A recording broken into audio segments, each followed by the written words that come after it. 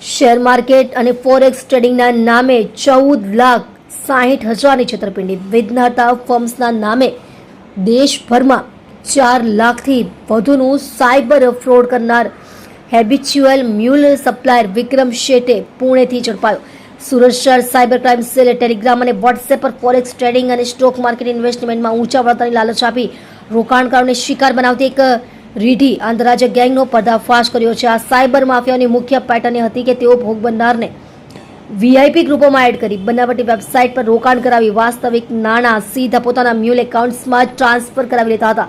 સુરતના એક ફરિયાદી સાથે આચરેલી 14,60,000ની છેતરપિંડીની તપાસ દરમિયાન 9.5 લાખ રૂપિયા સીધા પુણેના આરોપી વિક્રમ શેઠે દ્વારા સંચાલિત વિઘ્નહર્તા ફર્મ્સના બોગસ કરંટ એકાઉન્ટમાં જમા થયા હોવાનું સામે આવ્યું છે. સાયબર સેલે પુણે ખાતેથી 2 મુખ્ય આરોપીઓની ધરપકડ કરી છે, જેમના ખાતાઓ તપાસતા દેશભરમાં કુલ 7 ગુનાઓ હેઠળ 4,68,27,429ના આર્થિક કૌભાંડનો ખુલાસો થયો છે. તમે જોઈ રહ્યા છો DNY ન્યૂઝ ચેનલ રમન કૌરની સાથે.